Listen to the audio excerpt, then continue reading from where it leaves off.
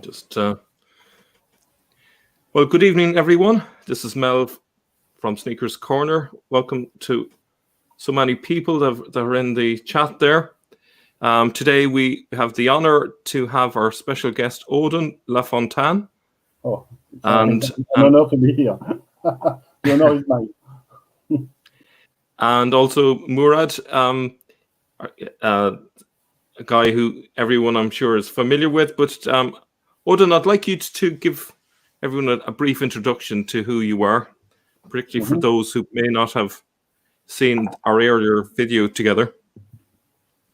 Could you tell us a little bit about your background and who you are and what your connection is?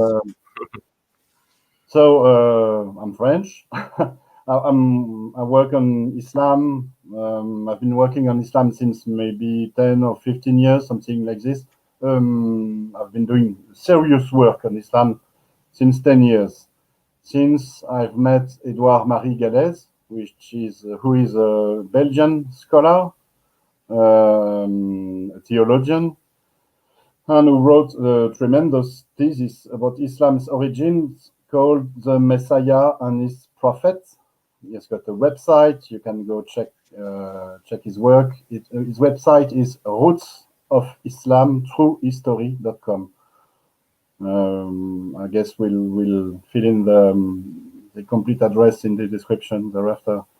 And so I've taken an interest in Islam because I've met some Muslims and I've discussions with them, and I felt a bit troubled by their claims. What they claim to be, what they claim the Quran to be, once I read it, was not what it was supposed to be. And I thought there was something odd at the beginning, something odd in the origins of Islam. And so I started studying the tremendous work, all of what the scholars have done. And it's since 20, 30, 40 years, it's been a kind of revolution in this field of work. The scholars have made many discoveries, and what Edouard-Marie Galès did is he tried to make a sort of a synthesis of all those discoveries in 2004 at the time of his thesis. And one of his main discoveries his main what he gave to the public is a new exegesis of the Quran. There have been many works on Mecca, for example, on archaeology and on many topics. But the thing about his exegesis is it's quite nobody knew it. It comes from the tradition of the Eastern Christian who speak Arabic and also for some of them Aramaic, without being forced into the Arabic Islamic concept.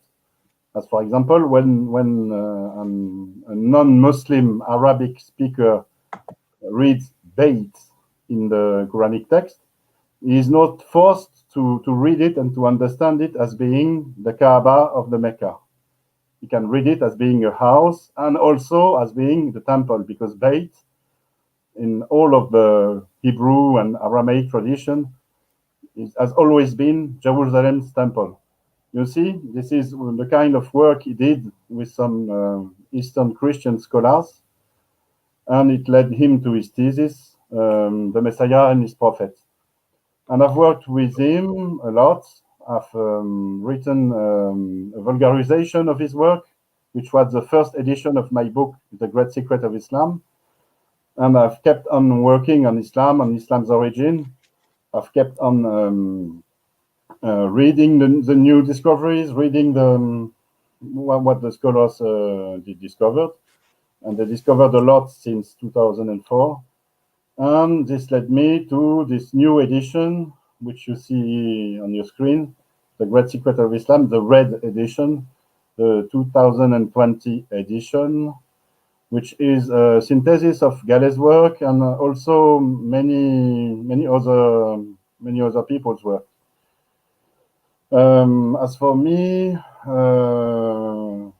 I come from a commercial background. I've done an MBA. I've worked as a strategy consultant, which means I'm not a scholar myself, but I'm used to the scientific method, the scientific methodology, which is what I did on a daily basis when I was a strategy consultant, and which is the basis also, or should be the basis also, of the historical analysis. And this is maybe what I can bring to the Islamic studies, is my skills in terms of scientific methodology. I should also add that I'm part of a French organization that studies Christianity's origin, also with Edouard Marie Galès. We study it we study it with the tradition from the point of view of the tradition of the Eastern Christian. There is something also very groundbreaking in the field of study, and it's all linked.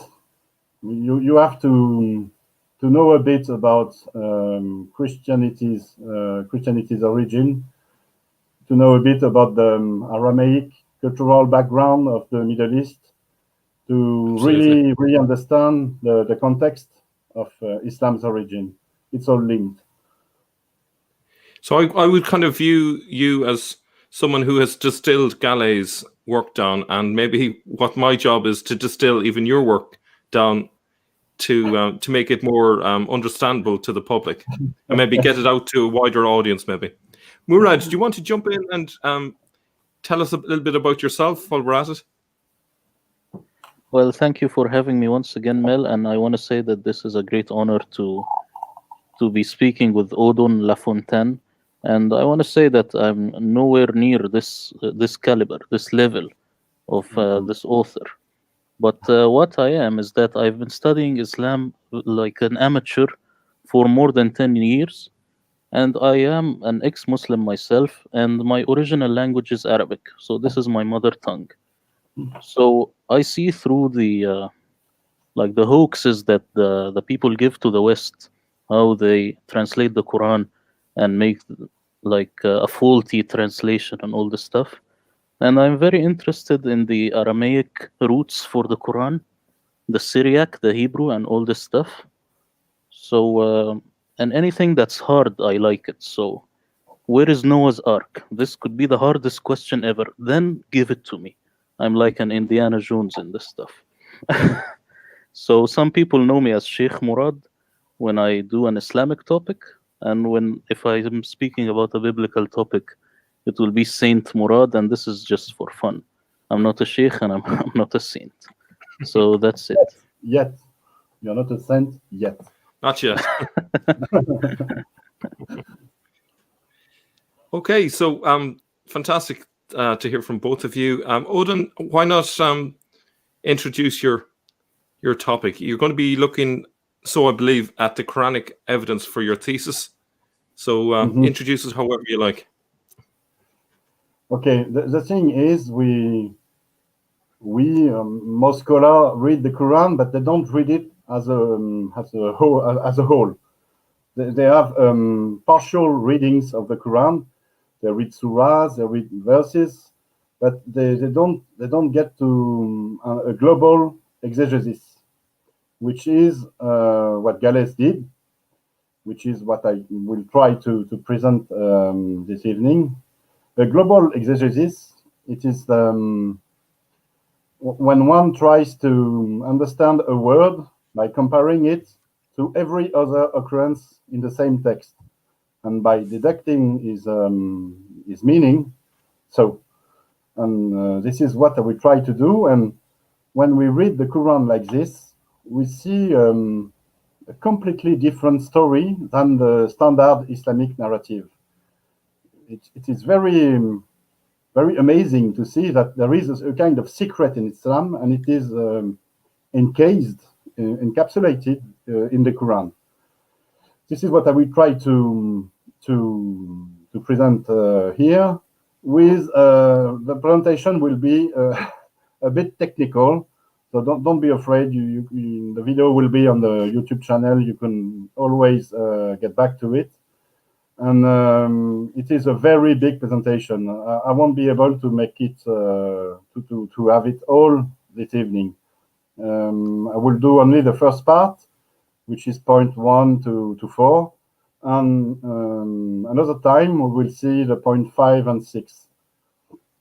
So the thing about the Quran, to get to know the Quran, one has to understand who are the protagonists of the Quran. Who does the Quran speak of? And before seeing names of the protagonists, such as the Jews, the Christians, and so, the main protagonists of the Quran are the one who wrote it, or the one who composed it.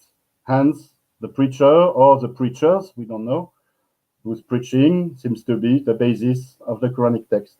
And this tells us about their language, their ethnicity, their community, their cultural environment, their religious training, their knowledge, their objectives, their motivation. For example, we see Aramaic background in many words of the Quran.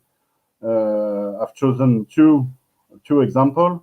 The Gehen in French, Gehenna in English, Gehanamana. It's a valley of Hinnom. It's in Jerusalem, and it has become synonymous with hell and punishment in the Jewish and Christian culture. And it is also synonymous with hell in the Muslim tradition, with many occurrences in the Quran. What does it tell us? It tells us, obviously, that there was an Aramaic background to the Quran, to the preachers whose preaching are in the Quran.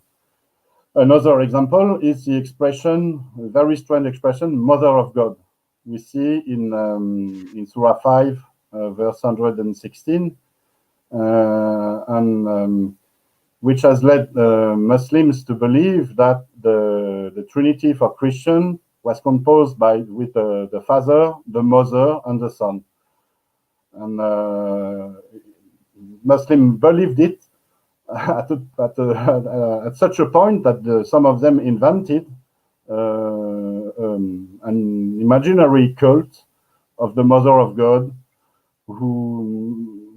a cult for some unknown Arabian Christians, whereas the solution is very simple. In the Aramaic Christian culture, the Mother of God is the Holy Spirit. And nowadays it is still used. This image is still used by the Eastern Christian. You see there that the cultural background is not told in the Quran, but it is written there, and we have to study it and take it into account. And we see. Can I interject there for a second? Is it because that the word ruah, spirit, is feminine? Is that part of the reason why the view Holy Spirit as the Mother of God? Yes, it's part of the how can I say that? It's not a riddle, but a kind of riddle. When you play with words, the Eastern Christians have invented this way of speaking of the Trinity, of the Holy Trinity, as being Father, Mother, and Son. I think it's Galles who found this, because he once visited a patriarch, an Eastern patriarch, and he asked him about the Mother of God, and the patriarch laughed and told him, look on the wall. On the wall there was a painting or drawing or something worshipping the Holy Trinity and being described as Father, Mother, and Son. Can I Wow. just Yeah. jump in? Yeah. The Quran, in some point, he mixes Mary, that she was part of the Trinity. But I found that there is this Collyridian heresy that went on in Harran, but then it died off. So don't you think that this is mixing in the Quran, that it maybe misunderstood something, and it was speaking about a certain heresy, Christian heresy? You see, when you do research, you have to abide by the Occam's razor, which means the simplest explanation is most often the better. What I just told is very simple, and it makes a lot of sense with the text. The preacher criticize the Holy Trinity for what it is, really. Mm. The Holy Trinity is the Father, the Mother, the Holy Spirit, and the Son. For sure, we could argue that it might have been a cult somewhere, a real cult, not an imaginary one, a real cult like the one you mentioned, but it's so much more complicated than the simple explanation that I just gave you, which is basically what is written. Can I just jump in? It's take into account an Aramaic background for it. That is still a usage that still occurs today. That's what you said a few minutes ago, isn't it? That this idea of the Holy Spirit. Yes, yes. In the Aramaic-speaking communities, on the formerly Aramaic-speaking communities of Eastern Christians, don't forget that there were up to 1 million, maybe 1.5 million Aramaic speaking Christian up until the year 2000. The Iraqi Christians, they spoke Suret, which is an Aramaic dialect, and there were hundreds of thousands of them before the wars. And there were also Aramaic-speaking Christians in Syria, and they kept on the tradition from the first centuries of their Christianization. So this was an introduction. Who does the Quran speak of? The Quran also tells us about the audience of the preacher. You see, I'm pursuing here in reading between the lines. What is not written, reading what is not written in the Quran. Because when we read a text, like the Quran, when we read preaching, it also tells us about the audience of the preacher, of the preachers. Because when we look at what the preachers decide to tell the audience and what not to tell them, it tells us about the audience. It tells us about what they already know. It tells us about what needs to be explained and taught to them. We also have their remarks. We also have their objection. We also can read their assent, and so we can not guess, but we can see. It's a sort of a Chinese portrait. We can see who is the audience. And mainly, we will see that the audience is Christian. As for the people that are named in the Quran, the categories of people, this is the main part of my expose. We have to look very thoroughly into them. What are they? And for this, there are two tools that are very, very useful to get the gist of the Quranic text. It's the Quran Gateway website, which has been made by Dr. Brubaker, and its Islamic equivalent, which is corpus.quran.com. I've put the same. I'm sorry, I've put the same address for the two websites. The one on the right is corpus.quran.com. Yeah. But this one is well known. The other one, Quran Gateway, is a bit more sophisticated. It has been made by scholars, for scholars. It requires. Did you Yes, say Mel? it was created? Did you say it was created by Robert Kerr?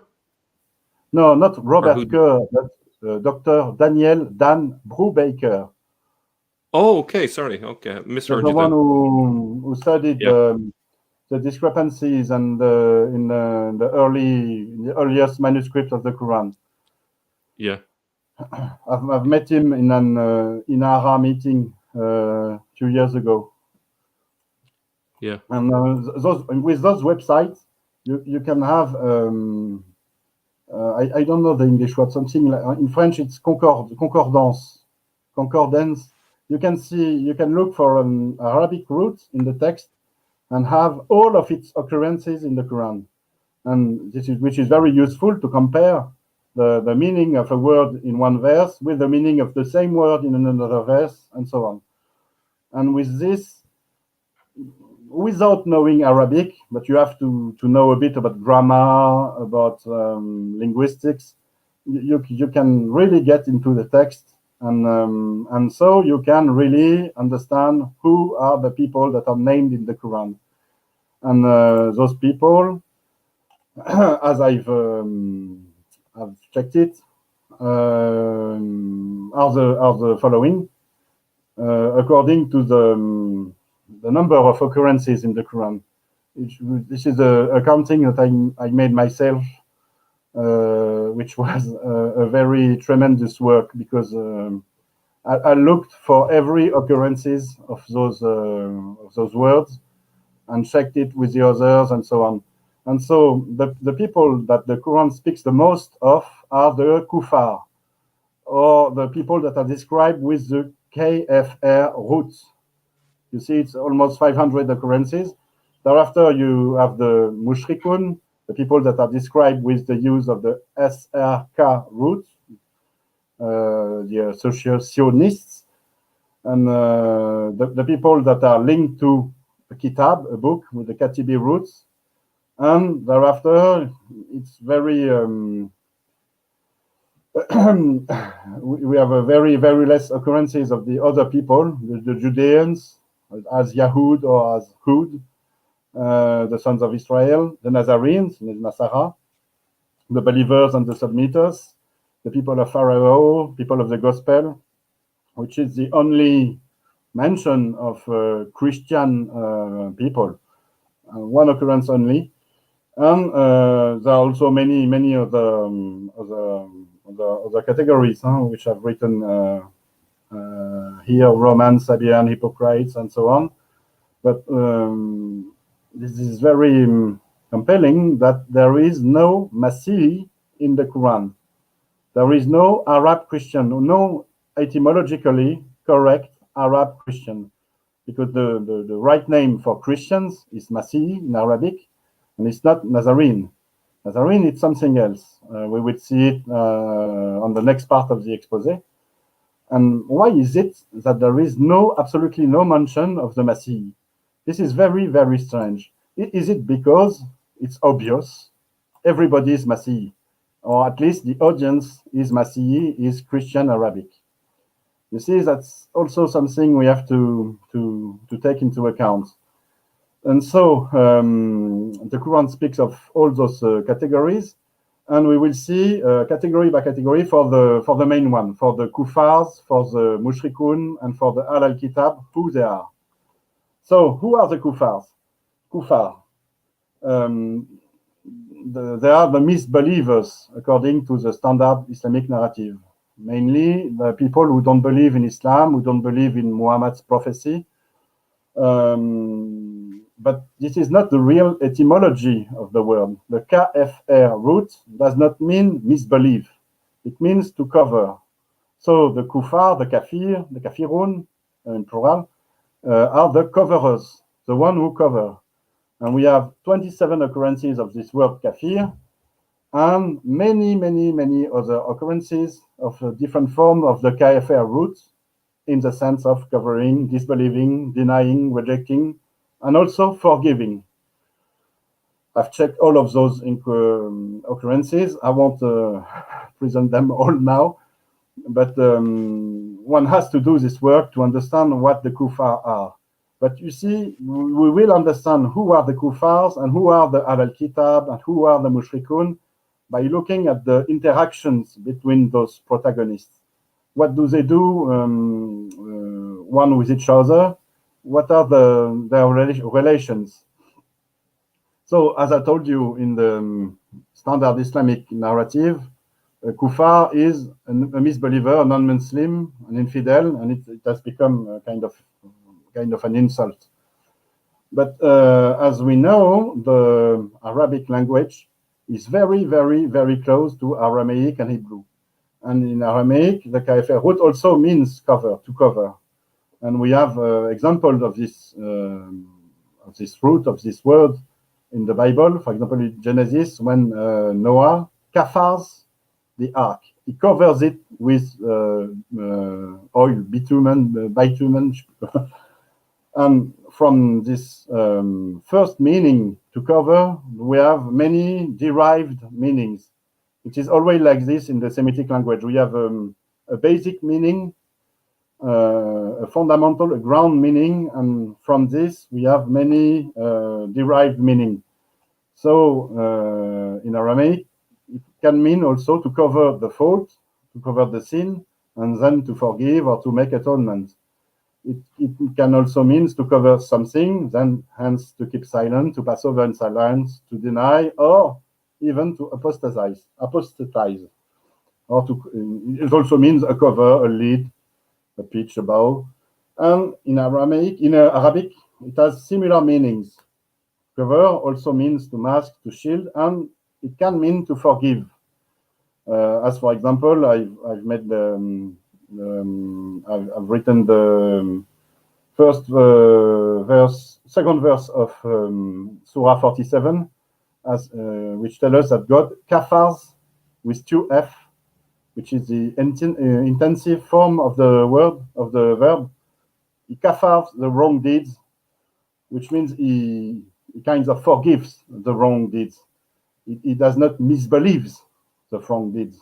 He forgives them. And, can yes? I just say that this in Arabic it would be kaffara. So Yes. you have kafara, and if you put the diacritical marks, you have, of course, all these readings. So one could be kafara, one could be kaffara. It's the same three letters, but it's a matter of diacritical marks at this point. If you want to get more deeply into this Surah 47, Edouard Marigalet studied it in detail, the beginning, because it is a very, very complex, not that complex, but a very remarkable construction, concentric construction, with the verses that respond one to each other, and it is by studying this construction that he understood that that one of the Muhammad mentioned in the Quran is an interpolation. He wrote an article on it, which has been published in the last Inara volume 10, which was published at the beginning of the year, and you can also see it on his academia page. So this is for the Kuffars. Then who are the Mushrikun? The SRK roots. Mushrikun means those who associate, those who commit the shirk, which is the association. They are the associationists. And we find many occurrences of this root. And according to the standard Islamic narrative, they are supposed to be idolaters, pagans, polytheists, people who give associates to God. But this is very, very strange as an explanation, because basically a Christian cannot be a polytheist, and this word, the standard Islamic narrative tries to tell us that there were some pagans at the time of Muhammad. And those pagans did associate something with God, with the one God. But it cannot be, because a pagan doesn't know the one God. He doesn't know the concept of it. So he cannot associate anything with the one God that he doesn't know. For example, can you imagine that a Greek, an ancient Greek, will associate Aphrodite with God? He doesn't know God. This is a nonsense, a complete nonsense. The only way that this expression Mushrikun can make sense, it is if it is an attack on a monotheistic faith from a monotheistic point of view. And we have seen such an use of the associate SRK root in the rabbinic literature against the Christians before Islam. So basically, Mushrikun, it pertains to Christian in our logic, and it pertains to Trinitarian Christians, the one who says that God is Father, Creator, Holy Spirit, and he is also Jesus. So once you have this in mind, and once you also have in mind what I said about the absence of the Masih in the Quran, one could think that the Quranic preacher and his audience consider themselves as being the true Christian, the true disciple of the Masih, of Al-Masih, Jesus, against the wrong Christian, which would be Trinitarian Christians. And I think it is the meaning of Mushrikun, and it is its only meaning. Besides, can I just jump? Yes, Mel. Can I just jump in? Considering that the Islamic narrative has forced a different meaning onto it, the idea of a polytheist, would this be part of the reason behind trying to present pre-Islamic Arabia as full of polytheists, despite the fact that there's plenty of evidence that there were lots of Christians in the populated areas, a far cry from the picture that they would like to present? Is that part of the reasoning behind the way that they've retold the story? The main reason of this invention is to create a sort of blank page on which Islam history can be written. And so they invented a past full of pagans and polytheists, because a pagan or a polytheist could not fathom the very idea of a one God. Hence, Muhammad's preaching was divine. You see, it's a very strong apologetic. It's the same apologetic as having Muhammad being an illiterate person who did not know how to read or write, which is false. But you see, if Muhammad was a pagan, if his audience was pagan, if they didn't knew anything about the one God, how come this idea came unto them? It must be a divine revelation. So it's an apologetic argument. And also it fits with the text. When you see Mushrikun in the text, and when you are in the 8th or 9th or 10th century inventing Islam's history, inventing the standard Islamic narrative, you have to make with what you have, which is the Quranic text. And in the Quranic text, there are those Mushrikuns, so why not invent pagans,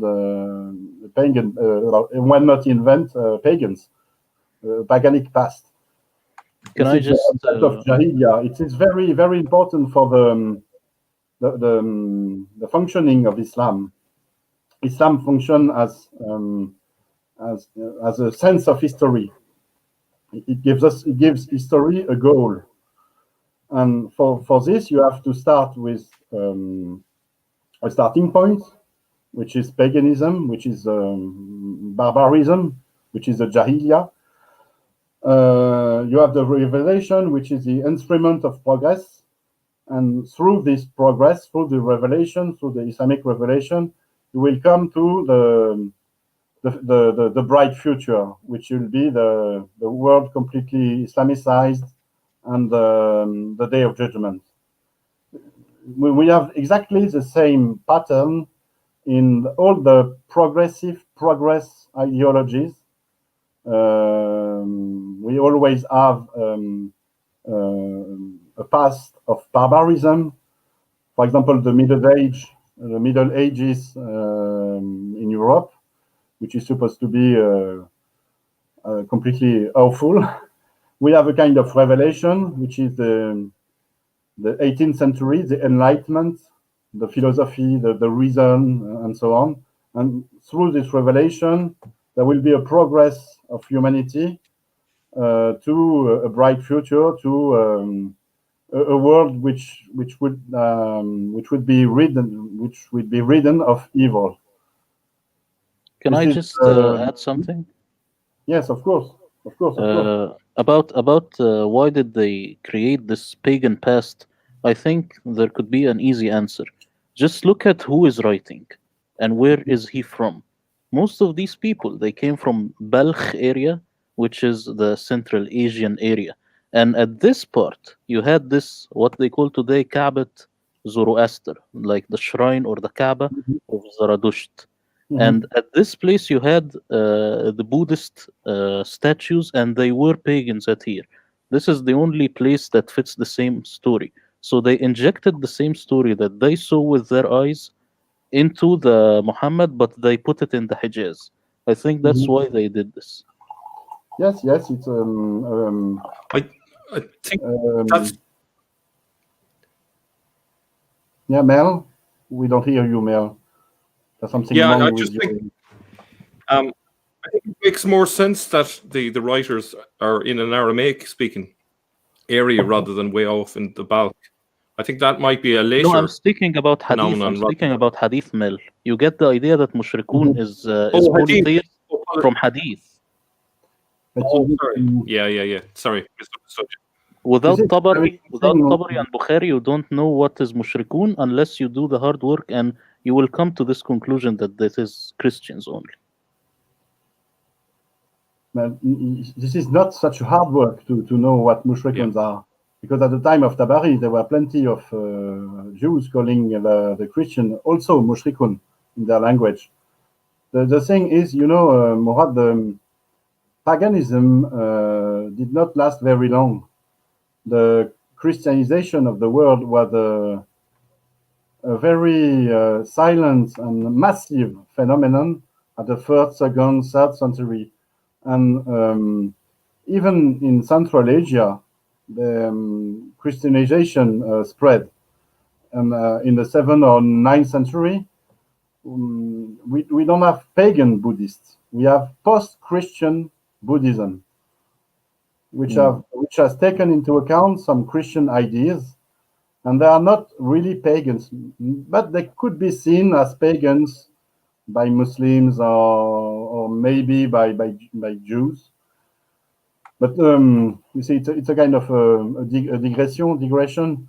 We should focus on our topic. Yes. So let's get back to the core. Let's go back to it. Who are the Mushrikun? Basically, they are the Christians, and we will see that in the Quranic text, it makes sense. Every time we see Mushrikun and we apply the Christian meaning to it, it makes sense. It makes sense to the phrase, to the verse, everything fits together.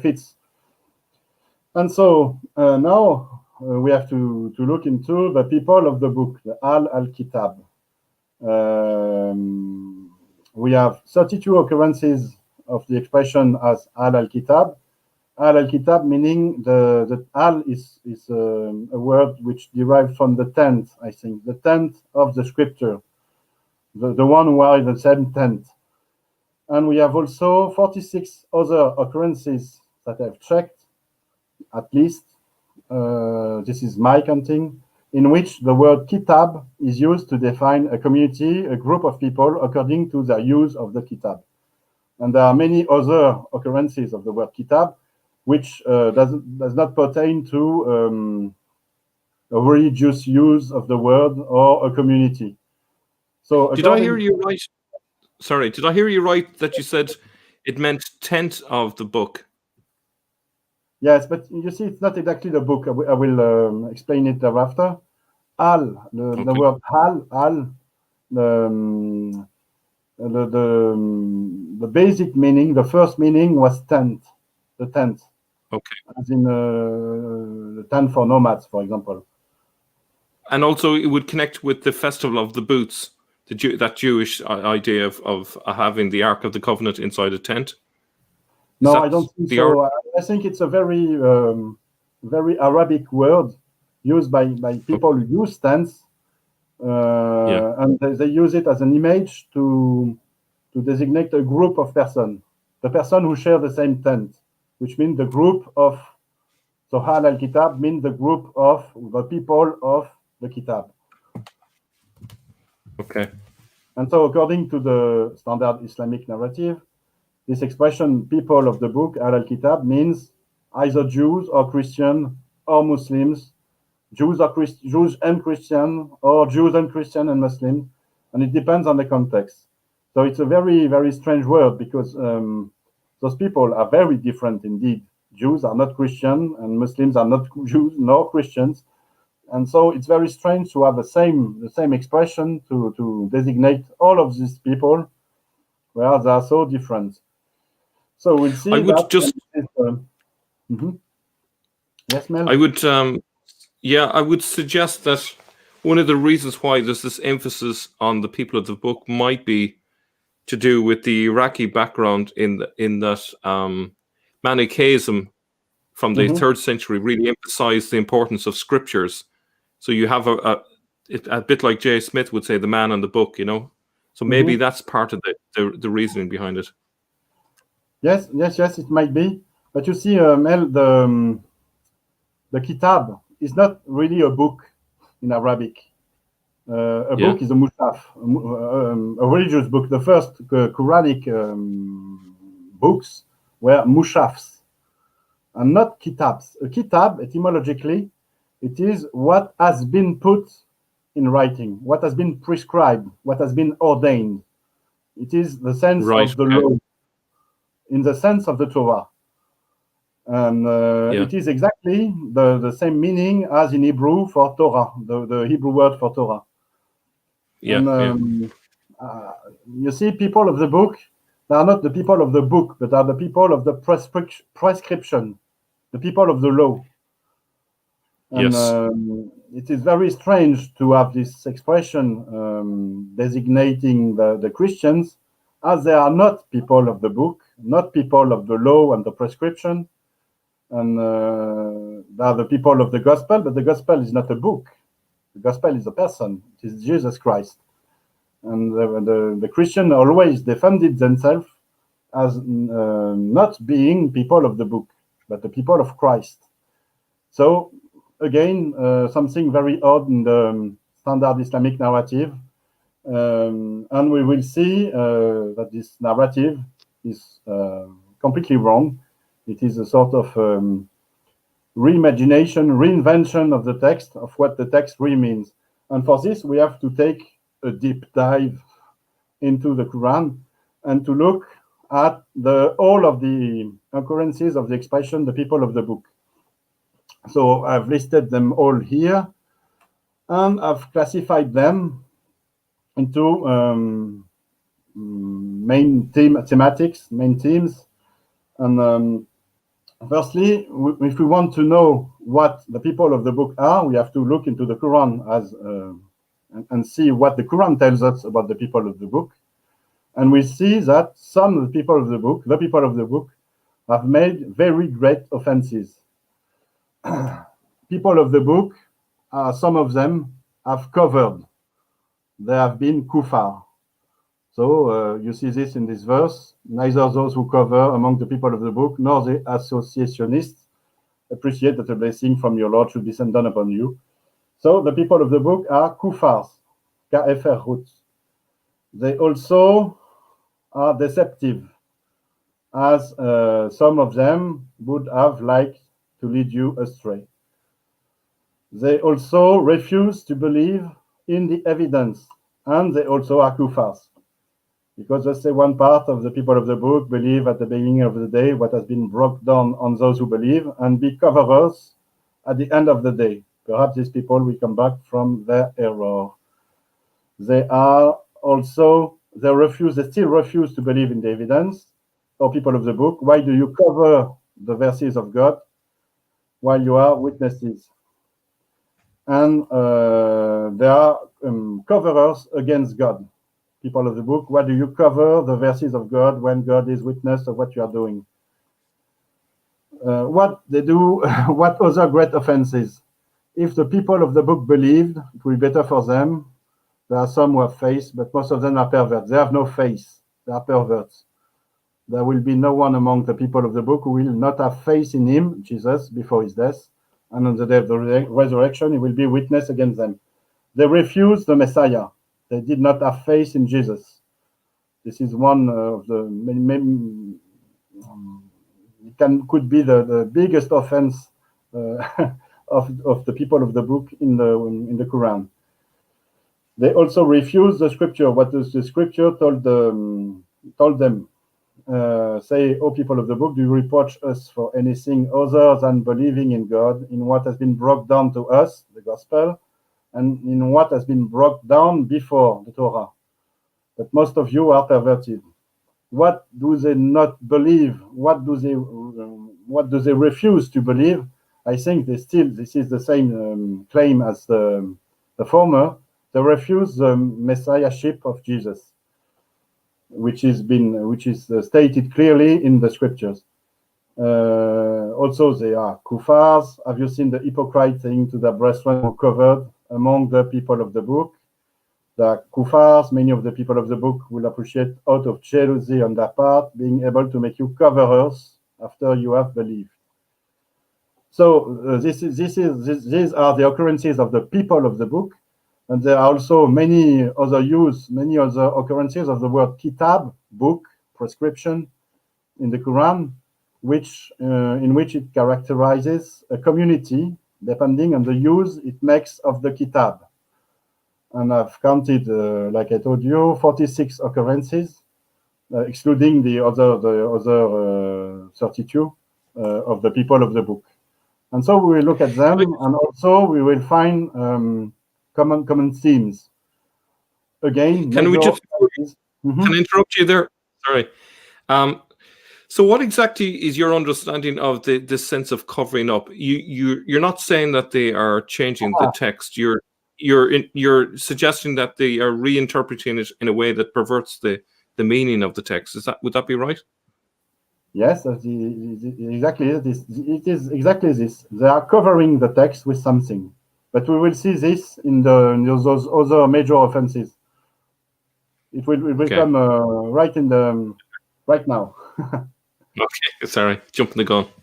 So, what other major offenses in the use of the book? And there are among them Moses people, the people of the book, them clans that know of the book only their own claims, and they are only conjectures. So they give a sort of false testimony about the scripture, about the book. Also, they commit forgery. Woe then to those who, with their own hands, compose the book and then present it as coming from God in order to make a vile profit out of it. It could be the covering you were referring to, Mel. They compose a book and they present it as coming from God, even though it does not come from God. They still refuse to recognize the prophecies who announced the coming of the Messiah. And when a messenger came from God, confirming what was already with them, some of those to whom the book had been given threw the book of God behind their backs, as if they did not know. There is trickery also as an offense in the use of the book. Those to whom we have given the book recognize it as they recognize their children, but some of them hide the truth, even though they know it. And those who hide what God has brought down from the book and say it at a low price, etc. Another trickery offense. Another false testimony, and there are some among them who rub their tongues while reading the book to make you believe that this is from the book when it is not from the book. And they say this is from God when it is not from God, and knowingly speak lies against God. another Kuffar offense, kafir offense. All the believers, if you obey a group of those to whom the book has been given, it will make you coverers after you had faith. You've had faith. And another Kuffar offense, we have brought down the Torah in which there is guidance and light. It is on its basis that the prophet would submit it to God, as well as the rabbis and teachers judge the affair of the Jews, for they have been entrusted with the custody of the book of God, and they are the witnesses of it. And those who do not judge according to what God has sent down, these are the coverers. So they judge according to something else, maybe the book that they have written, and which they claim that comes from God, even though it doesn't come from God. And so this is the main offense of the people of the book. They have written the Talmuds, they have sanctified the Talmuds, and even though maybe the whole of the Talmud might not have been written at the time of the 7th century, the oral interpretation was there. And this is the covering that this is the covering, and this is what the people of the book are. I'm Can I jump in there for a second? What the people of the book are guilty of. Exactly. Oh, people of the book, why do you mix the false with the true and knowingly hide the truth? So this is. Can I jump in there now? But this is referring to the Talmud, to the wrong interpretation of the Torah made by some Jews, the Talmudic, the rabbinic Jews. For example, we see it in Surah 2 here. Well, do you hope that such people, the Jews, will believe with you, when in fact a group of them, after hearing and understanding the word of God, knowingly altered the famous falsification route, HRF route, when they knowingly altered it. And when they meet believers, they say, we believe, and so on. Woe then to those who write scripture with their own hands, and then say, this is from God, to make a vile profit out of it. Can I interrupt you for a second? Odon, Yes, can you hear me? It's hard to get. Sometimes you're in the midst. Okay, so they're opposed to the Talmud and I presume the Mishnah and so on, but they're not opposed to it in principle, because essentially they are offering their own Mishnah, their own interpretation of the scripture. Of course, that's the Would that be same. fair to say? They claim to have the real interpretation of the book, of the Kitab, of the Torah. Yeah. And also they claim to believe in the prophecies that announce the coming of Jesus. And this is the main offense of the people of the book. They should have recognized Jesus as the Messiah, and they didn't. And they wrote books, they wrote writings to hide the truth, to hide Jesus' messiahship, and so on. Can I just ask one question? Mm-hmm. Why do you think the Quran is so filled with Talmudic stories, if the Quran itself is saying that these people do this thing, they are the Talmud writers? You see, in the Talmud was not a creation from the 6th or 2nd or 7th or 9th century. It comes from a long tradition within the Jewish people. And those traditions, some went to the Christians, some went to the Jews, to the rabbinic Jews, and some to other Jewish groups. And so they share a common origin. And you see, when you read, for example, in the Quran, that the one who murders one person, it is as if he has murdered the whole humanity. We also read it in the Talmud, but it does not mean it's a copy of the Talmud. It can mean that it just has a common origin.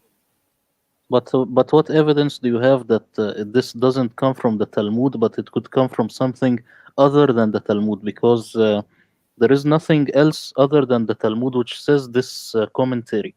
So where do you think could the Quran borrow it? Let me revert the question. Where do you think the Talmud borrows its writing? No, the Quran, I'm saying that when it says that whoever murders one as if he murders humanity, do you think the Quran got it from anything other than the Talmud?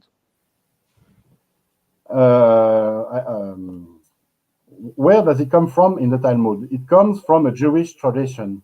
What I claim is that we found the same Jewish tradition, some of it in the Talmudic Jews, in the Rabbinic Jews, in the Christian Jews, and also in some other Jewish groups that were very influential at the beginning of Islam. It's not because you see the exact same thing in two different writings that one has been copied on another. It comes from a common source. And this common source, I think, is the Jewish tradition. Might they be objecting to the later Talmudic writers or the later Mishnah as opposed to the Jerusalem one? So, the Babylonian one that they have an objection with. Or is it that they're objecting maybe just to a subset of the Talmud that they have a problem with? So I'm trying to... There are many different Talmuds, and also, like I told you, all of the Talmuds might not have been written at the time. So we don't have to focus on the Talmud books, but on the interpretation that some Jews had. You see that's a real meaning of the covering, the fact that they are covering the truth of the scripture. What are they covering? They're covering Jesus' messiahship.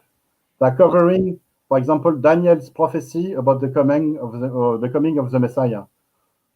This is what can I ask one thing also? Excuse me, Murad. Yes. Yes. Can I ask the Talmud writers? Did they say that this is from God? This is one question. And did they sell this prophecy for money? So does it fit the bill? Does what the Quran is saying about them happened? You see, the Quran is not an exact description of what happens. It is a preaching, and the preachers, the preacher and the preachers, they criticize the Talmudic Jews. They say they are selling their writings, for example. It's not supposed to be true, but it is what the preacher says about them, because obviously we hate them. Something could mean that they're just making a living out of it. They're making a career out of it. Some make a career out of it. Yes, of course. So, as a conclusion of this part of the people of the book, we see that the KFR root does not mean to misbelieve. It means to cover the Torah with another interpretation, with the Talmud, with an interpretation which is not the one of the preacher. And the covering is the hiding of Jesus' messiahship.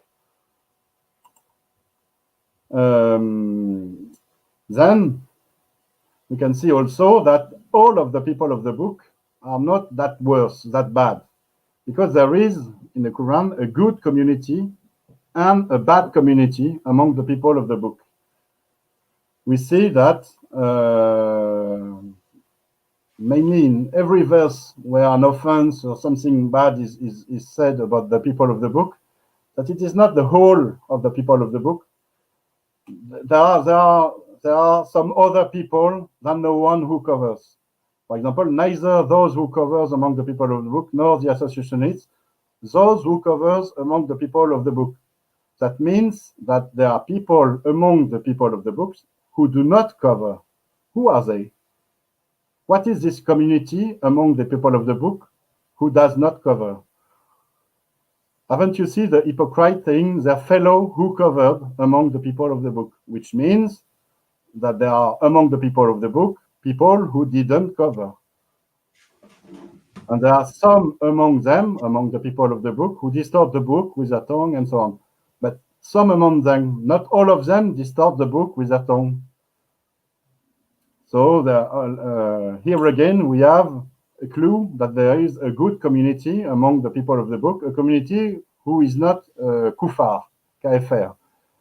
Or you who Can believe. I just Yes, can I jump in? That yeah, the issue really, the overall context seems to be that they're directing people to preaching the right message, and so therefore they're pointing them away from the wrong sort of preaching towards the right sort of preaching, and that's what they're all about. Yes, exactly. But who utters the right sort of preaching? Who is the good community among the people of the book? That's the key of the understanding of the Quran. I think really that's the key. And we see this in many verses like this one. Or you who believe, if you obey only a party from among those who have been given the book, they will turn you back as coverers. So it means that there are people who are not that bad in the one that has been given the book. If the people of the book believe, it will be better for them. Some who have faith, but most of them are perverts. Some of the people of the book have faith. Who are they? Not all of them are light. This is a very important verse. Can I just jump in? Yes. You say for the word that's used there has different connotations in English. So here, a better translation would be distorters rather than perverts, because nowadays we don't tend to use it. Yes, of course. in a sense. Okay, I get your point. In the old sense of it, it meant a distorter of the truth, but nowadays people just view it as a sexual thing, which clearly it's not. Very right. I should it is correct. It is correct. But just modern usage, people wouldn't necessarily get the right sense of it. Yes. So let's get to this very important verse, Surah 3, verse 113.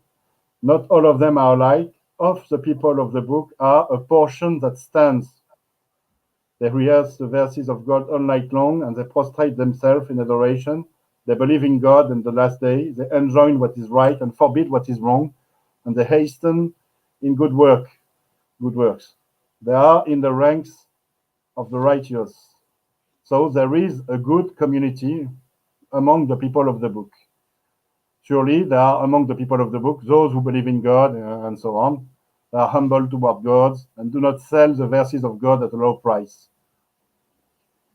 Say, O people of the book, you will purchase for anything other than believing in God, in what has been brought down to us, the gospel, and what has been brought down before the Torah. But most of you are perverted, which means most of you, there is a tiny bit of you that is not perverted in the right meaning of the word. And those people form a good community. The coverers among the people of the book, which means that there are some people that do not cover among the people of the book, as well as the associationists, which also means that the people of the book are not associationists, which means that they are not Christian, will not cease to disbelieve until they are given clear evidence. And discuss only in the best way with the people of the book, except with those who are unjust. So there are people among the people of the book who are a just community, just people. And among these are some who believe in it. The same thing, who reject the verses, but the coverers. So we see that within the people of the book, we have two communities of bad Judeans, bad Jewish people, a bad community. They are the Yahud, the Kuffar, the Rabbinic, the Talmudic, and they are the kind of sort of arch enemies to the preachers, to the good Judeans. And there is another community, the good Judeans, who are non-coverers, non-Talmudic. They believe, they have the right faith, they are believers. So the question is, who are they and what do they believe in? But here we just established with the Quran and with the whole of the Quran that there is a good community among the people of the book, a community of believers and a community which obviously had a great influence on the beginning of Islam. So this is very solid ground here. This is the Quran. The Quran as in its literal text. So now, what is this good community among the people of the book? Let us see in the Quran what it tells us. So they are good Judeans, they are opposed to rabbinic Jews, and they command the decent and they forbid the blameworthy. So it means that they are Judeans who belong to the right Judaic religion and they abide by Moses' law. So they are from a community, a Judaic community within the whole Jewish community, which is different from the rabbinic Jews, different from the Talmudic Jews, and they claim to have the right religion, the right Moses religion.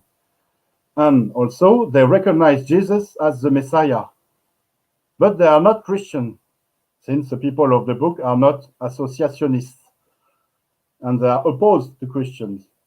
And so we can guess, we can deduct that they refuse Jesus' divinity. And also they hold the Torah and the Gospel sacred, and they still have their unaltered text in their possessions. And they have the true faith in those texts, and they believe in God, they believe in the day of judgment, the last day, and they believe it is imminent. Hence, they do believe in the imminent coming of the Messiah Jesus. And here again, we have very, very solid ground on which to build hypotheses to understand Islam's origin. We have here Judean community who was not rabbinic, who was not Talmudic, who recognized Jesus as a Messiah, but only as a man, who refused Jesus' divinity, and who believed in its imminent coming as the Messiah. An imminent coming meaning the end of the world, Jesus would come back and establish God's reign on earth. This is what the Quran tells us, literally. So, what did the good community among the people of the book teach the believers? They teach their faith to the believers, the Arab audience of the preachers, and they are friends with them. They share the same food, as we see in Surah 5, for example, and they teach the believers to abide by the same food laws, and we see that those food laws are a kind of modified Jewish kashrut, the Jewish food laws. The food of the people of the book is permitted to you, and your own food is permitted to them. We also see that the believers are invited to marry to good Judean women, and hence they are invited to form matrimonial alliances, such as maybe Muhammad and Khadija. Khadija, in the standard Islamic narrative, we get to know that she was maybe a Nazarene, maybe very close to the Nazarenes. Maybe she was from this community, this good community. And this is a strategy to form alliances between those Arabs and this community of the people of the book, of Jewish people. And again, it's in Surah 5, which tells us that it is permitted for the believers to marry the chaste from among the believing women and the chaste from among those who have been given the book before you, meaning the people of the book, but the good ones, not the bad ones. So we also understand that the believers have regular contacts with the bad Jews, and they are taught to stay clear of them or to challenge their creed, to challenge the wrong face of the bad community, the bad Jews. The believers have also regular contacts with regular Christians, the Mushrikun, and they are invited not to join them, not to acknowledge their wrong creed. And for example, not to marry their women and not to have any relationship with them. This is in Surah 24, verse 3. The fornicator shall not marry any but a fornicatress or a Christian, a mushrikun, mushrikatan. And as for the fornicatress, none shall marry her but a fornicator or a Christian. and it is forbidden to the believers. When we compare this verse to the former verse 5 in Surah 5, we understand that the people of the book cannot be Christians. It is incompatible. There would be contradiction if we thought that the people of the book would be Christians. And we also see that this invitation, this urge to marry good Judean women is to make a good community of it. In fact, all of this pertains to the forming of a community, a unique community, a ummah, and it might be the meaning of the ummah word in the Quran.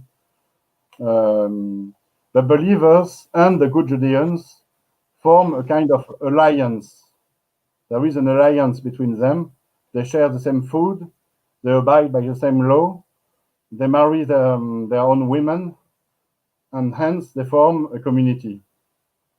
Can I jump in there for a second? Could this be the origin of the Umayyad group later, that these are what was formed from this early movement? So the Umayyads are essentially this early movement. Would that be this I could not tell, but I don't know whether, I don't think there is a connection between Ummah and Umayyad. Is this your claim, Matt? Yes, well, I'm just throwing it out there as a possibility. I have no opinion one way or the other. Ummah is a very ancient word. We find it in the Bible. It's the mother, and it means the tribe. It means the community in a very tribal way. Can I just add something? Yes, Muad, of course. About Umayya and Ummi, no, they are not the same word at all. But if you take the word Ummah, and you will find that it's the same as Mecca. It has this diacritical mark. Now, if you take it apart, it will be Ummami. So the word Ummami in Arabic, it means Gentile. So an Ummah means, I think, I'm gonna ask Odon what does he think, but the word Ummah, I think it means the Gentiles. Can I just jump in on that, because this is actually the angle I was thinking in terms. Because if this group was forming proselytes among the Arabs, then they would essentially be Gentiles, and therefore Umayyads in that sense of proselytes, Gentiles. Would that work or not? Not so much. And the Ummi prophet would not be the unlettered; it will be the Gentile prophet. Gentile prophet, and it's not the Gentile prophet, because if you, I don't know the verse by heart, but if you look into it, it's Rasul Nabi Ummi or Nabi Rasul Ummi.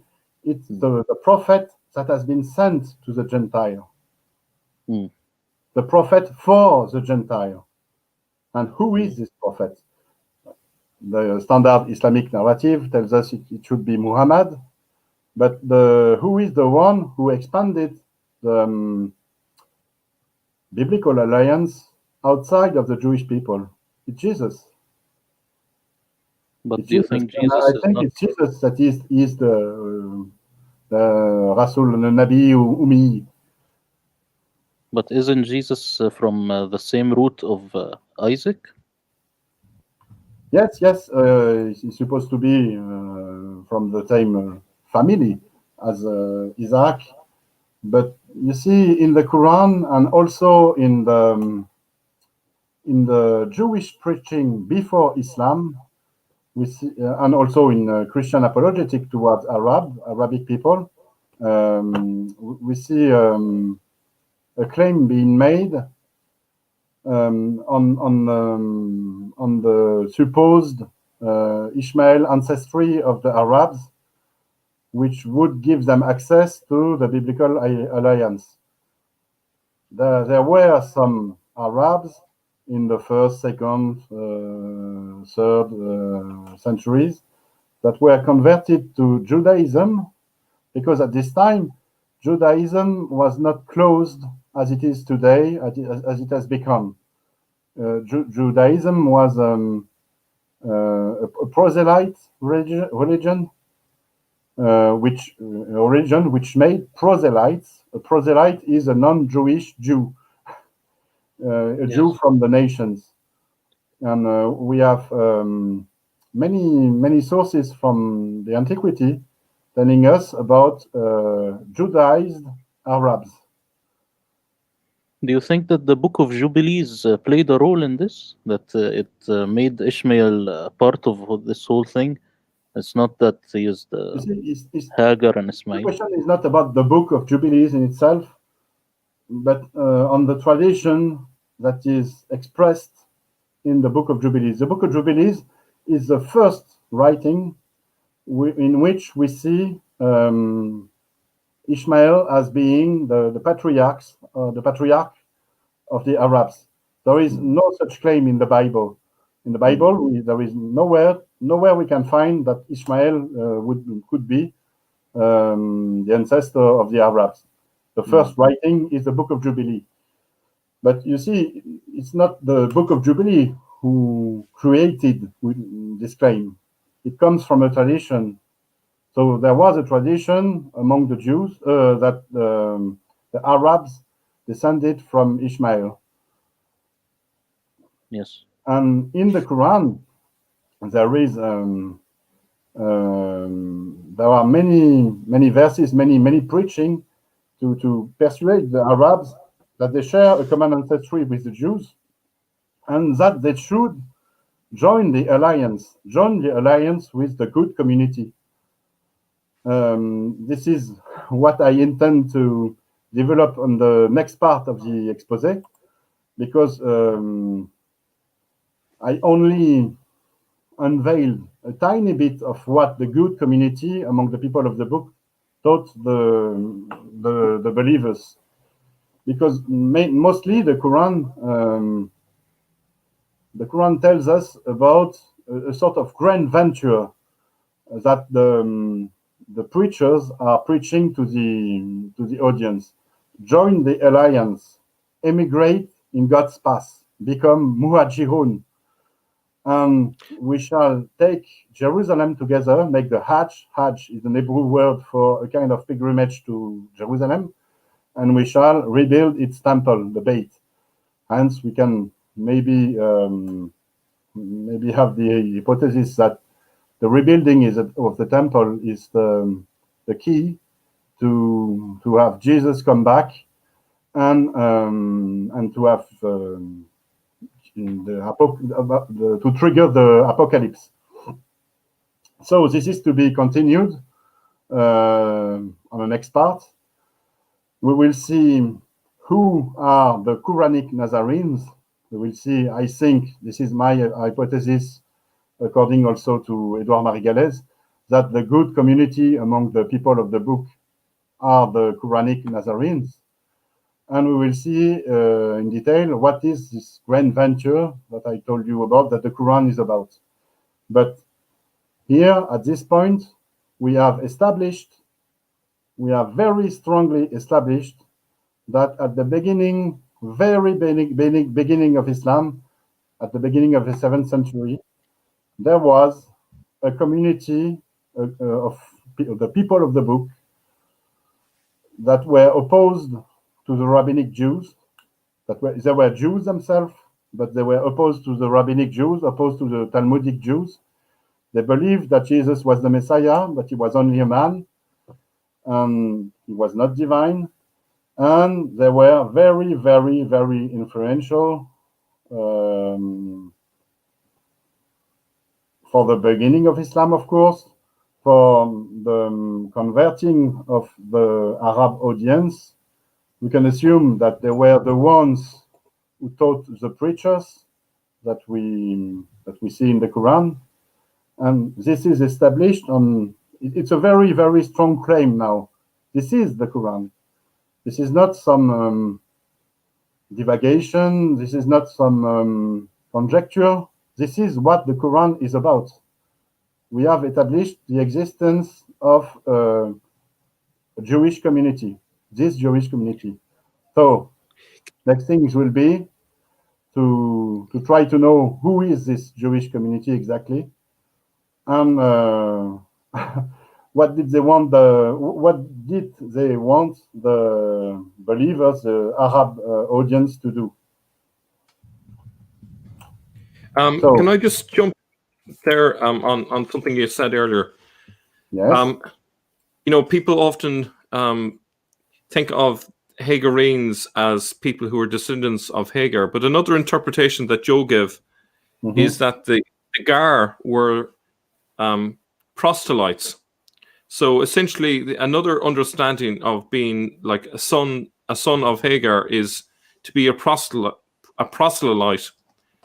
someone who was Judaized, and so this could actually be part of the sense of this, that they were Judaizing the Arabs and bring them into the fold. Is that your understanding? Yeah, you see, it could fit with what I just said.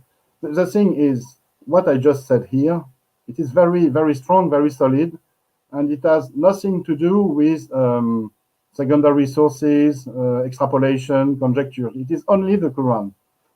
And therefore, we can build many hypotheses, like, for example, this one. And it could fit. Yes, it could fit. Why not? But what I'm telling you now, and it is very, very groundbreaking, because when we study Islam, we don't have much in terms of sources, in terms of solid evidence. This is solid evidence. And on this, you can build very strong historical hypotheses.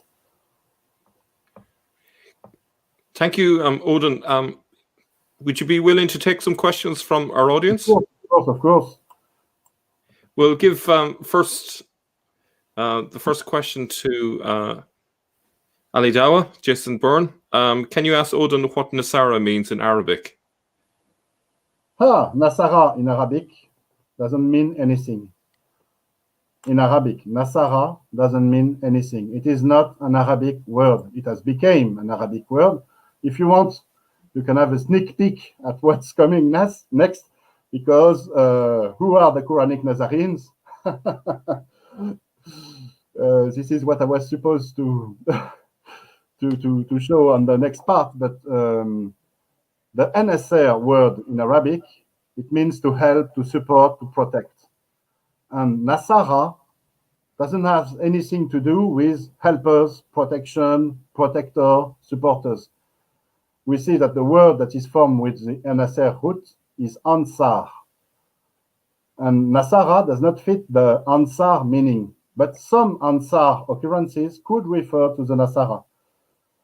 According to the linguists, Nasara is a direct transliteration of the Aramaic Natsaraya, or the Hebrew Notzri, the plural Notzrim. And it is a direct translation. It's not a translation. It is a transliteration into Arabic. It's not the same thing. And the word Natsaraya, it is a very complex word. I shall leave this for the next part. Mel, Okay. Mel, can I just take a shot at this? Yeah. Okay. The word Nasara, it comes from the Hebrew Notzri.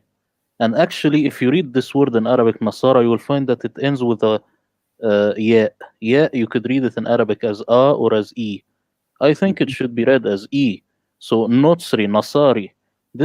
It comes from because the Hebrews in the beginning used to call the Christians Notzri because they are from Nazareth. So it means the people of Nazareth, but in a twisted way. That's what I think it is.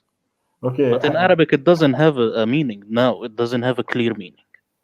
I partially agree with you, Murad, but I think there's more to it, because Notzri does not mean Christian.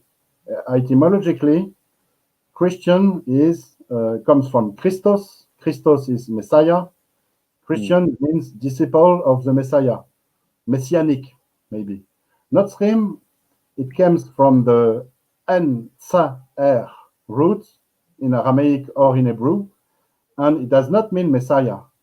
This root means to protect, to defend, to conserve, and as it is the case in all the Semitic language, we have a basic meaning and derived meanings. And the derived meaning, one of the derived meaning of this root is the netzer. Netzer we found in Isaiah, I think it's chapter 1, verse 11, which tells us about the netzer of David, the netzer of Jesse.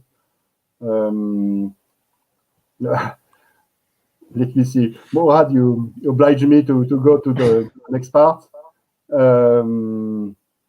In Isaiah 11:1, and there shall come forth a rod out of the stem of Jesse, and a branch shall grow out of his roots, a netzer. So the derived meaning of nets is this branch. This branch is the royal blood of David. So the netzer is the prince.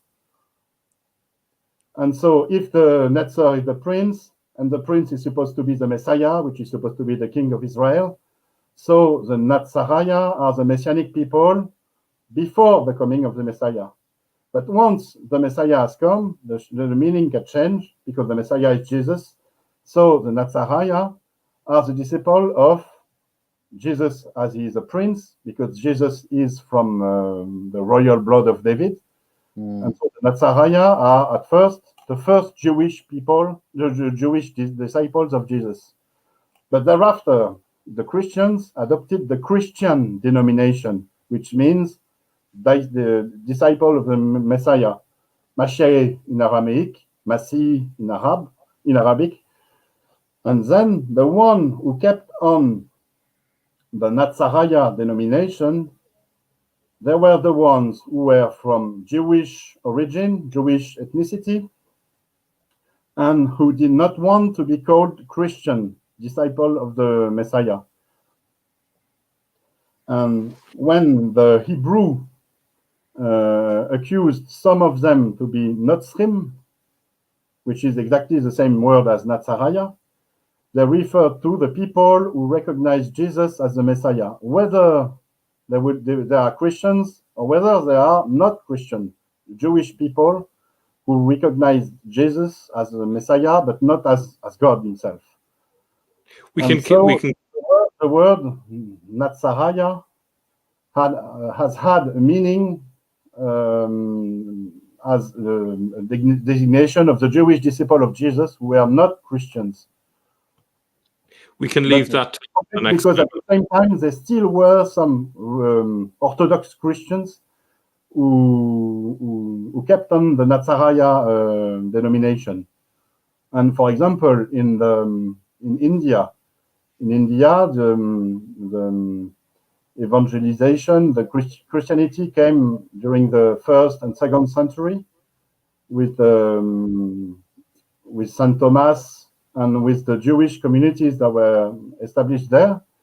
And the local Christians called themselves, and still do call themselves nowadays, Nasrani.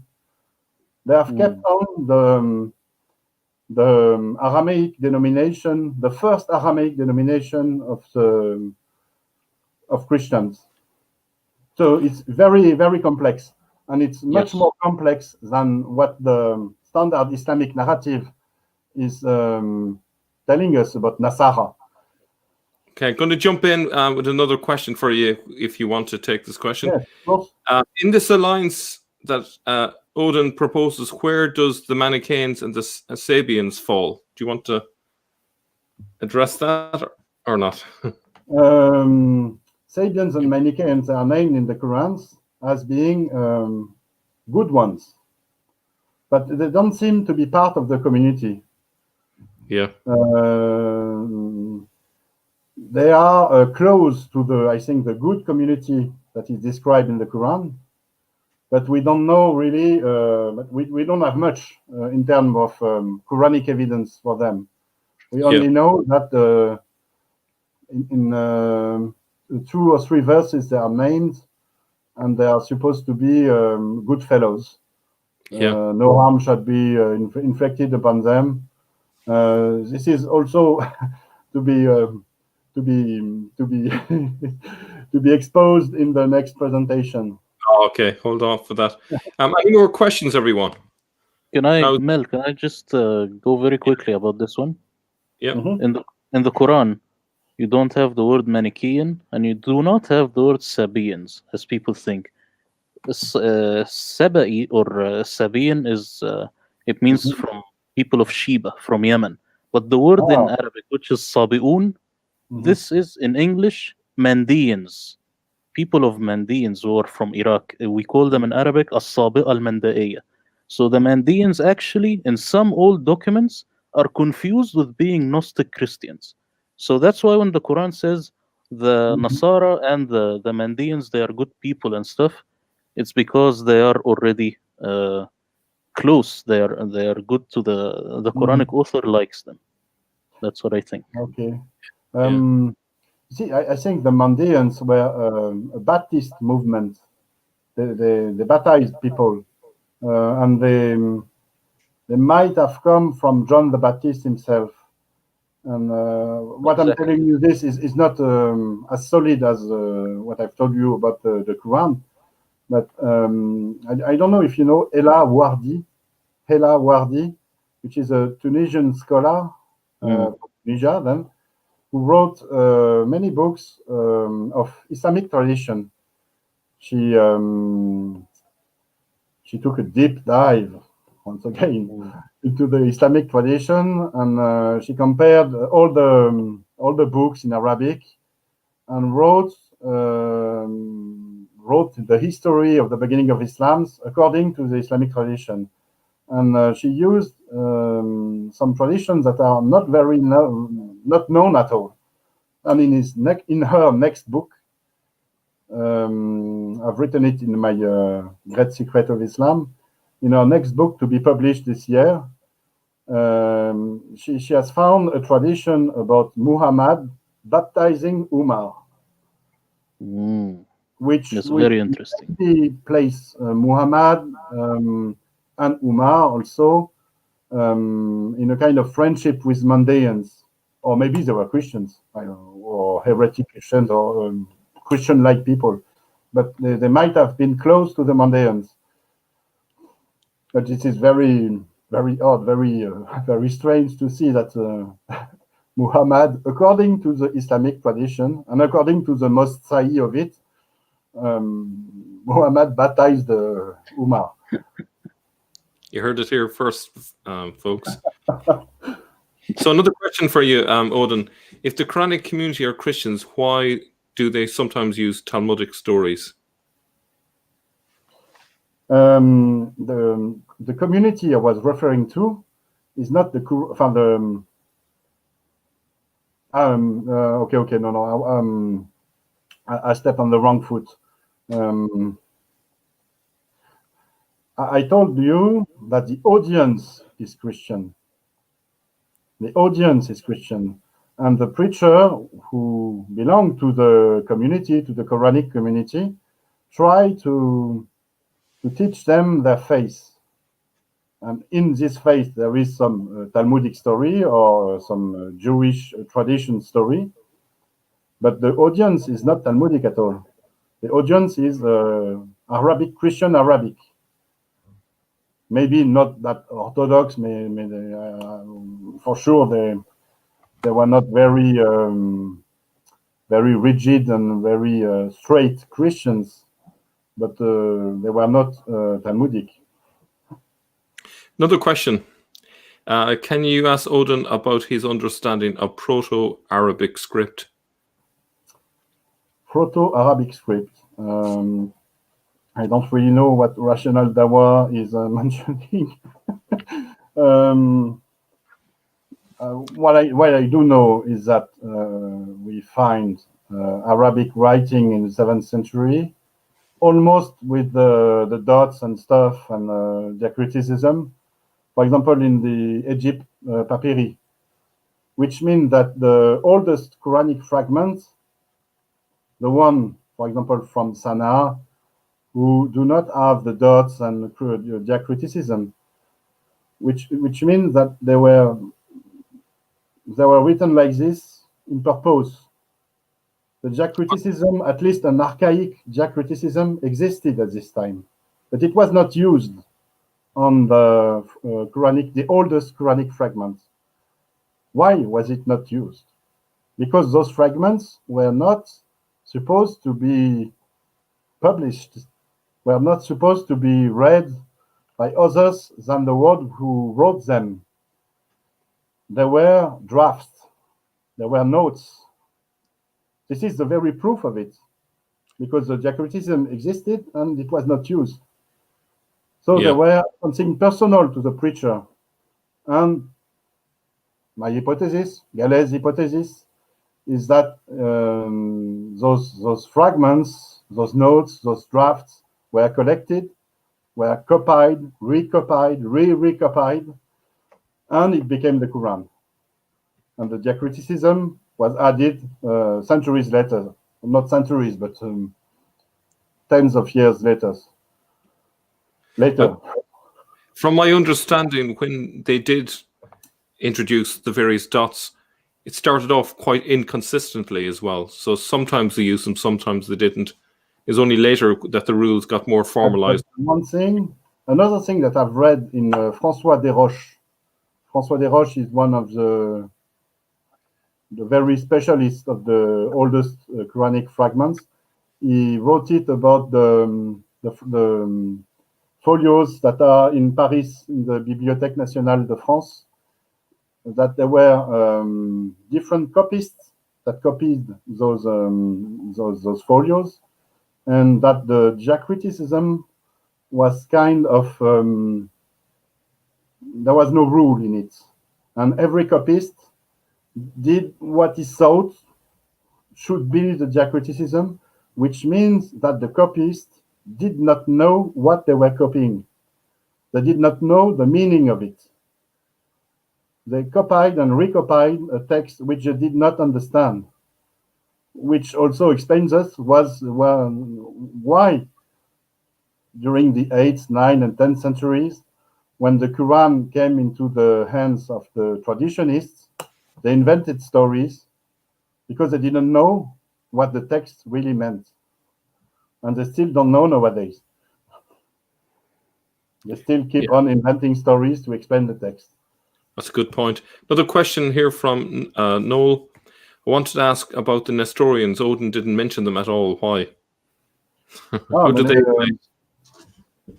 I mentioned Arabic Christians. When we speak about Nestorians, it's about Iraqi Christians, Chaldeans mainly. But there are two kinds of Nestorians. There are the real Nestorians, which mean the one who were really heretics, or not heretics, but the one who thought that Jesus was not God.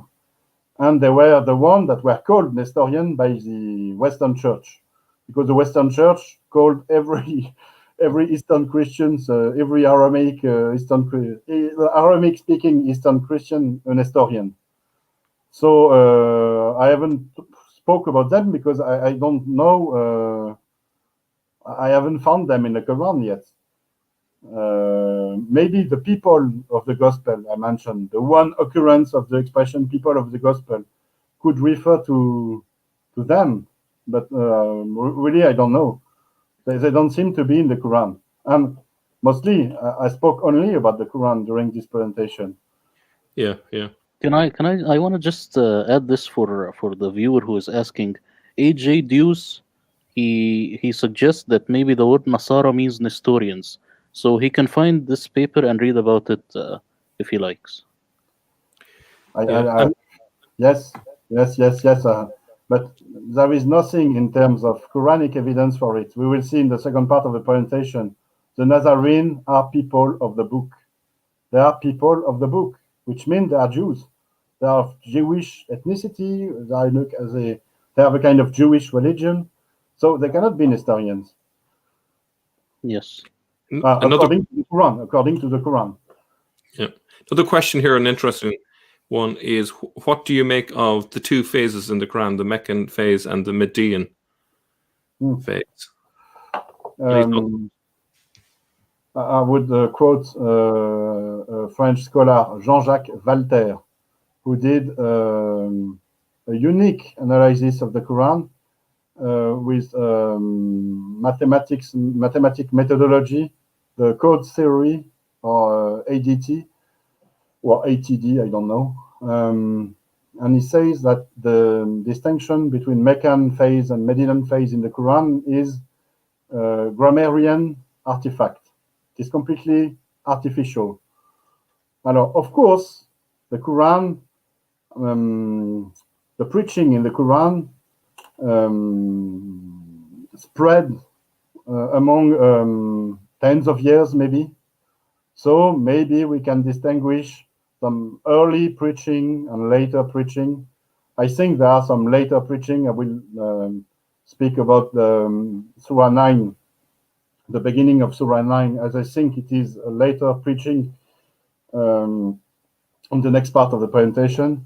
But mostly the Mecca and Medina phase invention from the standard Islamic narrative to find a solution to the contradiction of the Quran, to the verse that contradicts themselves. So they invented the story of the prophecy, the revelation, and Asbab al-Nuzul, the circumstance, the way the revelation was made. And with this, they kind of got rid of those contradictions, but they're still there. And on this, I would quote also a French scholar from the beginning of the 20th century, is Father Henri Lamens, who I think he got it all. He got it all on the Quran and the tradition. He made an article in 1910, more than 100 years ago, which is called Coran et Tradition, Quran and Tradition. And he worked on the tradition, and he realized that the tradition was not written as an historical report of what happened, but was written in order to explain the Quran. And that you cannot understand the Quran, you cannot understand the standard Islamic narrative without the tradition. You see, it's a kind of vicious circle. And if you abide by the standard Islamic narrative, you cannot get hold of the Quran. You cannot understand the Quran. The vicious circle keeps on circling. And then he understood that all of this is a trick, a kind of swindle. And I will quote him. So it's my translation of his of his article, Quran and Tradition. When the Islamic tradition claims to be an independent source of information, the result of a vast investigation organized by contemporaries of the life of the Arab prophet, we can consider it one of the greatest historical tricks the literary annals remember. And this was written 100 years ago. Uh-huh. And it has never been truer than today, more true than today. Is it possible that the different sections might be because they're from different preachers and they have different points of view, and that's the reason for the contradictions, you think? Might be. I think it might be. Yes, of course. It could be. One thing also is that there might have been some division among the preachers, because we'll see it in the Nazarene part, in the Nazarene expose. There are some odd statements about the Nazarene. Some seem to be good, some seem to be bad, but it's only in one or two verses. So it might be this, it might be this. But you see, it's like I told you, we don't have much in terms of evidence to get to know what happened. We have this text, the Quran, and it is complex. We can unveil some of its complexity by reading it as an historical source, reading it literally for what it is, and only for what it is, not abiding by the standard Islamic narrative. But even though we don't have much, we have a lot. We have a lot, but we don't have much to get into those sophisticated issues you are you are referring to. Another question here is from Veronica. Is there any historical evidence for a different treatment of Jews, Christians, and pagans by early Muslims? John Bar Pinkeye said that there was none in the 680s. Not sure what she means by there was none. You know John Bar Pekaye's source? He I've wrote that the conquerors were only interested in. It means non-different treatment. Non-different treatment. Oh, they okay. see them all as the same. Yes. Yeah. Sorry. Yeah. And yes, that's what John Bar Pekaye wrote.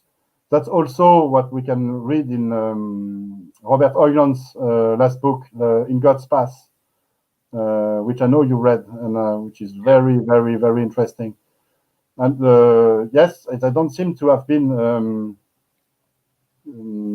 different treatment. Yeah. The Arabs, I think, this is not my presentation, but this is what I developed in my book.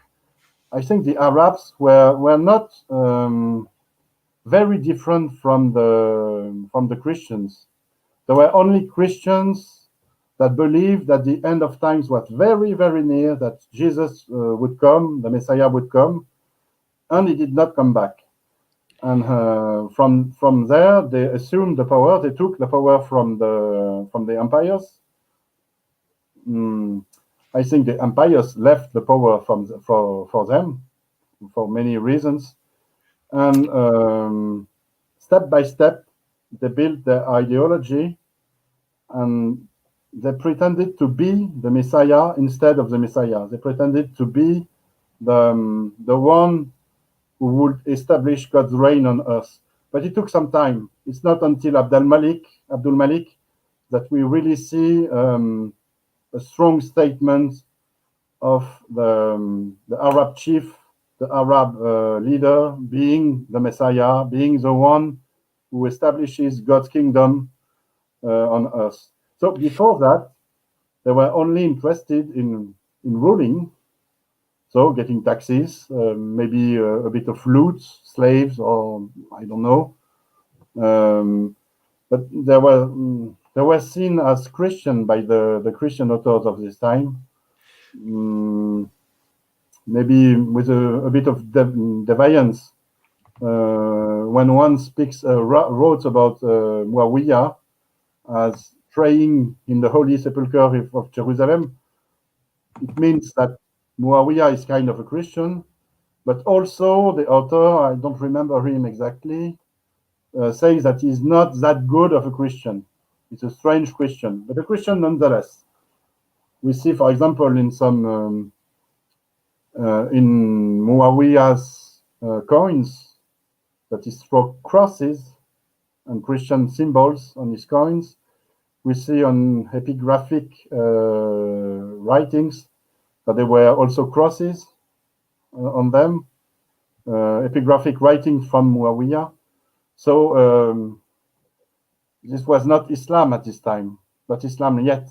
Maybe the ideas, the hopes that are at the very core of Islam were there, but Islam as a religion was not formed, was not formalized. There was no biography of a prophet. There was no prophet. There was no Quran. There was no revelation. It was something of a Christian millenarism movement. Can I just add to what you've said? There is a Finnish rock inscription expert whose name escapes me for the minute, but he described the end of the 7th century and the early part of the 8th century as a move from there being everyone in the same sort of group, and then there being an out group eventually forming. As their identity became more and more solid, gradually they became an out group, and so therefore it's then that the various Christian groups were persecuted because they were now seen more as outsiders. Whereas in the early days, there wasn't that strong sense of the in-group and the out-group. it's very. He talks about Christian as being Arabic Christian, Arabic Christian conquerors being persecuted, or he speaks about the Christian general population. He just basically, from the evidence from the rock inscriptions, he's basically suggesting that the sense of the group identity really only started to take hold in the early part of the 8th century. So before that, there wasn't the basis for treating some groups as outsiders because they hadn't reached that kind of clarity at that point. It's a bit like Robert Orion's book. But you see, to look at Christians in the Middle East in the 7th century, even at the end of the 7th century, as being outsider is very, very, very strange, because the Christian at this time, there was something like 95% of the population of the Middle East. There were no outsiders, there was the population. Yeah. And I think in order to understand what happened during this time, you have to make comparisons.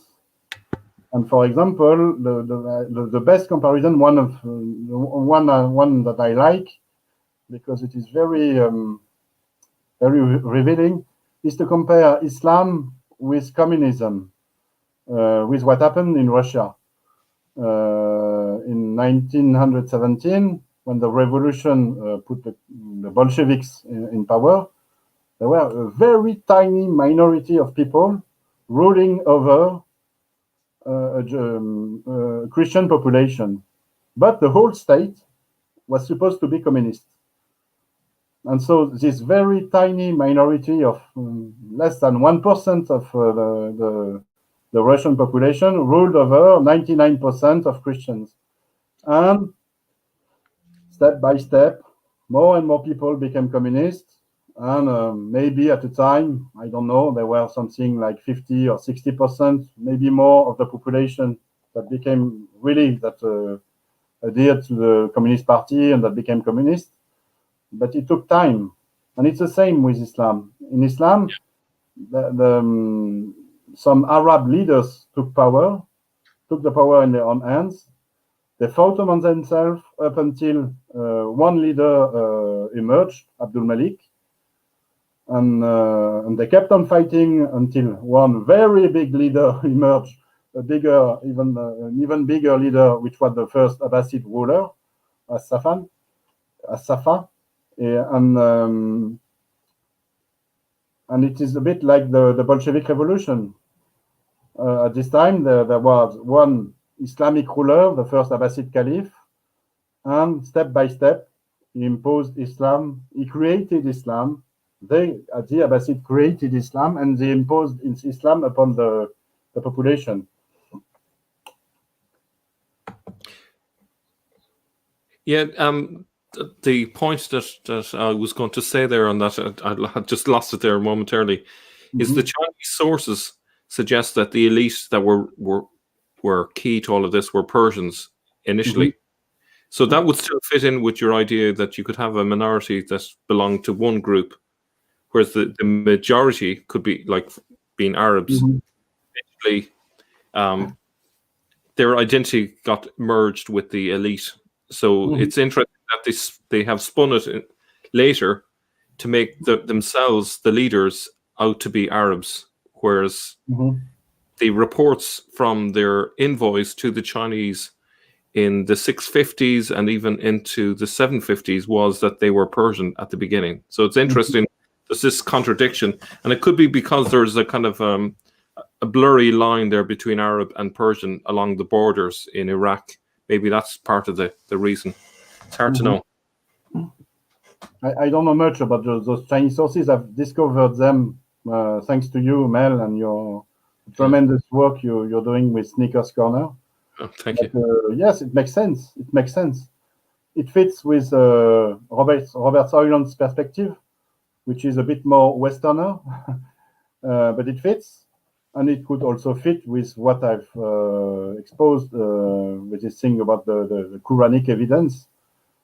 But you see, we have a construction, a multiple layer construction of Islam.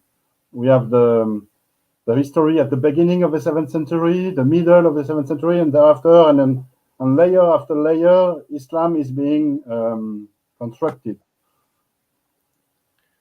I think it's probably a good point to wrap up.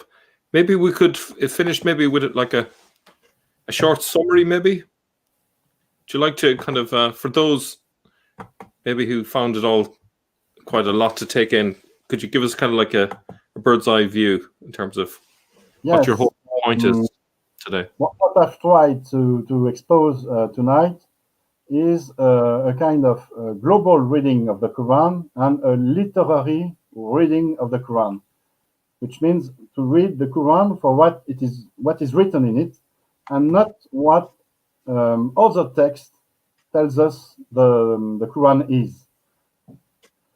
And by doing so, for example, by looking at all of the occurrences of this crucial expression of the people of the book, we see that the Quran tells us that there was a good community among the people of the book. We see at first that the people of the book were the Jews, the people of the Torah. They were not Christians, they were not Muslims, they were only the Jews, the people of the Torah. And within the Jews of this time, there was a good community, a tiny community. And those Jews believed that Jesus was the Messiah, contrary to the other Jews. They believed that they did not believe that Jesus was divine, that they were opposed to the Christian in that sense, and they also believed that the end of times was imminent, and hence they must have believed that Jesus would come back, which is a logical conclusion. And we see also that those people were very influential within the first Muslim community, within the Arab audience that listened to the preaching that we find in the Quran. And those findings are very, very strong, very solid, because this is the Quranic text itself. It's not a conjecture about something that has been copied and recopied, and we find it thousands of kilometers away.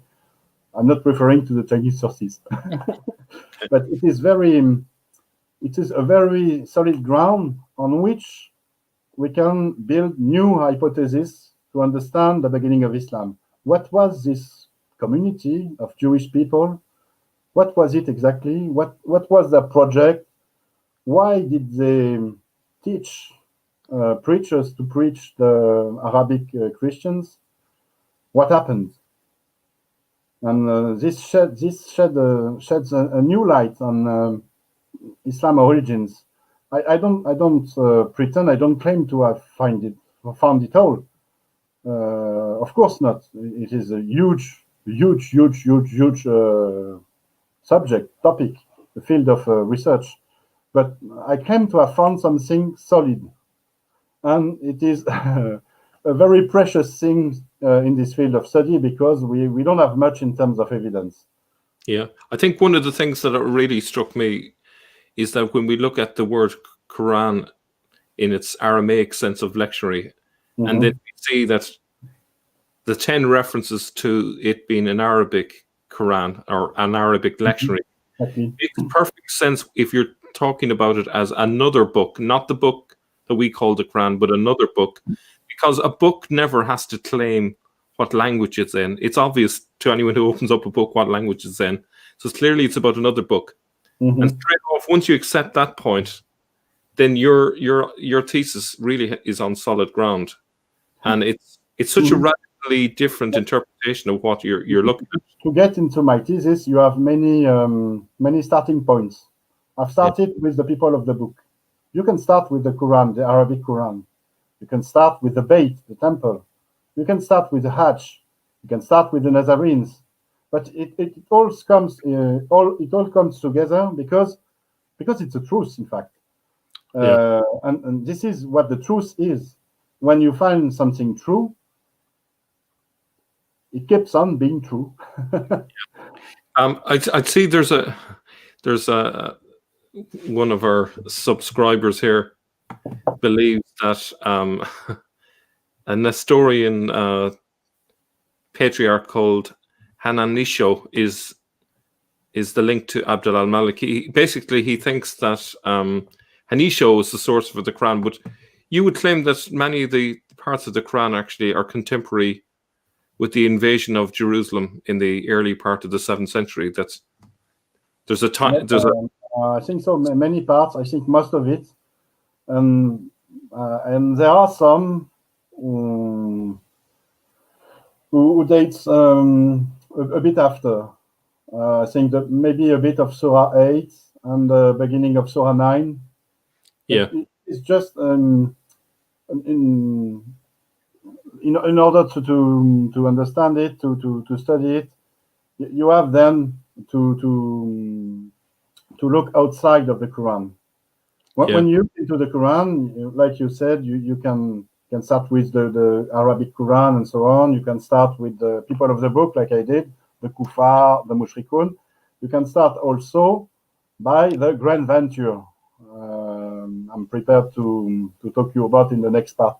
The Grand Venture is about seizing Jerusalem, taking the Masjid al-Haram, which is another key, another starting point to understand the Quran. The Masjid al-Haram, when we look into it, when we look every occurrence of it, we see that it is not Mecca, it is not the Haram in Mecca, it is the ruins of the temple, from the ruins, the place, the mount, the Temple Mount in Jerusalem. Yeah. And there was then several attempts to take this place, and we know two of them. Historically, we know two of them. We know one in 614. Jerusalem was taken by a coalition of Persian troops, Jewish troops from Babylonian territories, and Arab warriors. First attempt, and a second attempt in 638, maybe a bit earlier, or maybe 635. We don't know for sure, but let's say 638. And we know because we have several different testimonies, several different independent sources from different people, from different locations, and contemporary to the event. We know that the temple was rebuilt in 38, 640. This is another solid ground on which we can build something. And then in the Quran, we see some passages, some verses that speak about a time when the Masjid al-Haram had been conquered. And then we can ask ourselves, was it in 614? Was it in 638? What changed with this conquest? And then we can try to figure why the narrative in those verses seems to be different from the rest of the Quran. Why, for example, the Nazarenes are being described as vile people there. Why they should be, why the preacher asked God to make them perish, to fight them. This is in Surah 930, for example. May God fight them all. I think something like this. Okay, I think we'll probably a good point there. We'll stop there. Okay, it's been 2 hours. Odon, thanks very much for coming on. We'll be back with you. Thank you, Mel, for your work, for this channel, for everything and thank you, Murat, also for everything you do. Thank you very much for being on the channel. It's been brilliant, and we'll look forward to part 2. Yes, maybe next week.